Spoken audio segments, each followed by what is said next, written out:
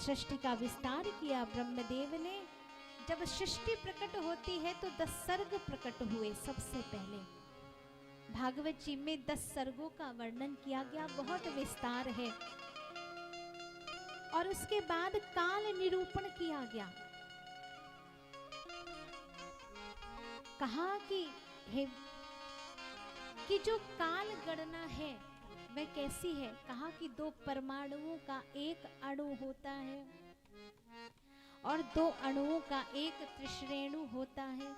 3 त्रिश्रेणु में एक त्रुटि होती है और 100 त्रुटि बराबर एक वेद होता है। ये काल निर्धारण बता रहे हैं जो भागवत जी में सृष्टि का विस्तार किया गया।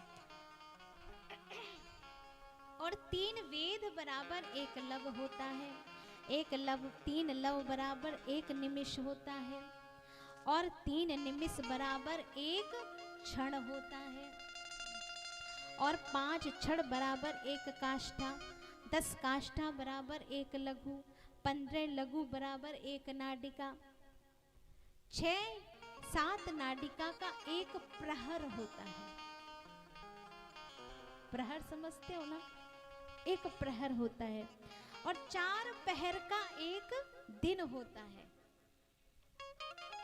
4 प्रहर बराबर एक रात होती है। 15 रात का एक पक्ष होता है जिसको हम शुक्ल पक्ष और कृष्ण पक्ष कहते हैं। 2 पक्षों का एक माह होता है और 2 माह की एक ऋतु होती है। इस समय कौन सी ऋतु चल रही है? बसंत ऋतु गई है और कौन सी ऋतु आने वाली है? चैत्र के महीने में कौन सी ऋतु होती है? हाँ, ग्रीष्म ऋतु चल रही है अभी। और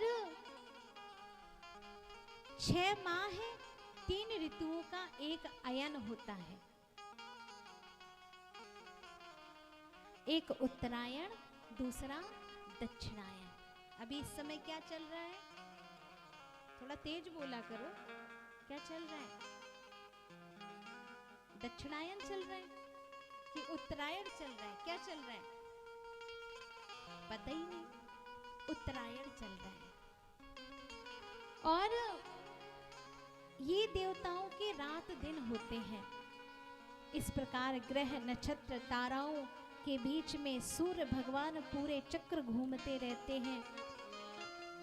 4 युग हैं, एक सतयुग, द्वापर युग, त्रेता युग और कलयुग। कलयुग का जो समय है कितना है? 4,32,000 वर्ष का कलयुग है। द्वापर युग कितना है? 8,64,000 वर्ष का द्वापर युग।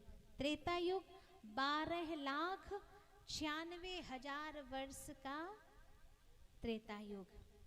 और सती और कलयुग, कलयुग मैंने अभी बता दिया। सतयुग होता है 17,28,000 वर्ष का। कितना? 17,28,000 वर्ष। ब्रह्मा जी का एक दिन बराबर 1,000 चतुर्युगी होते हैं और उतने ही समय की रात होती है जिसमें ब्रह्मा जी सोते हैं। रात के अंतिम प्रहर में त्रैलोक्य निर्माण शुरू होता है। तीनों लोकों का निर्माण किया जाता है और फिर दिन भर 14 मनु राज्य करते हैं। एक मनु 71 युग तक राज्य करते हैं। इस प्रकार से भागवत जी में काल निरूपण का ब्रह्मा जी ने वर्णन किया। ब्रह्मा जी के शरीर से मन से सृष्टि प्रारंभ हुई और मरीच भगवान ब्रह्मा जी के मन से प्रकट हुए। अत्रि ऋषि ब्रह्मा जी की आंखों से प्रकट हुए। अंगिरा जी मुख से प्रकट हुए। पुलस्त कानों से प्रकट हुए। पुलह नाभि से प्रकट हुए। क्रतु हाथ से प्रकट हुए। भृगु चमड़े से प्रकट हुए। वशिष्ठ जी ब्रह्मा जी के प्राणों से प्रकट हुए और राजा दक्ष ब्रह्मा जी के अंगूठे से प्रकट हुआ। इसीलिए अंगूठे को अभिमान का प्रतीक माना जाता है। इसके बाद दाहिने दाहिने स्तन से धर्म प्रकट हुआ, पीठ से अधर्म प्रकट हुआ।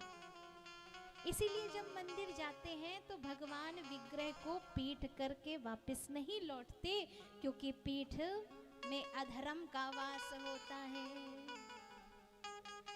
और ब्रह्मा जी के हृदय से काम प्रकट हुआ, फिर ब्रह्मा जी की भौएं से क्रोध प्रकट हुआ, नीचे के ओष्ठ से लोभ प्रकट हुआ, मुख से वाणी प्रकट हुई, गुह से समुद्र प्रकट हुआ, और यम प्रकट हुआ, छाया से कर्दम पैदा हुए, और जो कि देवहूति के पति हुए।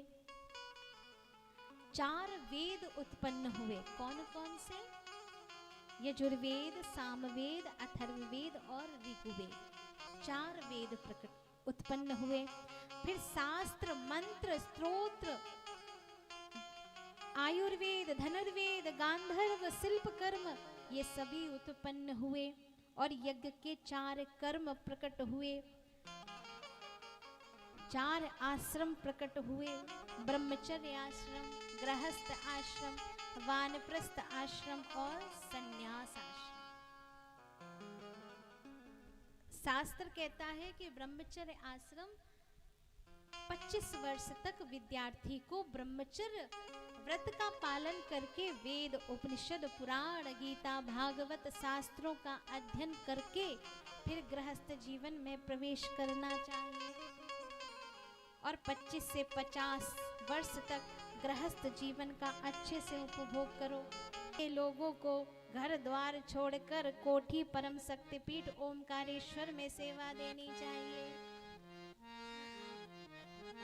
जहाँ सुंदर सुंदर सेवा प्रकल्प चल रहे हो, वहां पर बैठकर सेवा करो और भजन करो। चलूं फिरूं सो करूं परिक्रमा, खाऊं पीऊं सो पूजा, सोए जाऊं सो लगी समाधि, भाव मिटाया दूजा। ऐसा भाव बन जाए जब वानप्रस्थी हो जाओ तो जीवन धन्य हो जाता है। और फिर चौथापन आ जाए तो आपको छोड़ना नहीं पड़ेगा संसार को। संसार ऐसे छूट जाएगा जैसे खोपड़े से नारियल छूट जाता है। जब नारियल कच्चा हो और उसको छुटाओगे तो वह कहीं ना कहीं खोपड़े में लगा रह जाएगा, लेकिन जब वही नारियल पक जाता है तो खोपड़े को अपने आप छोड़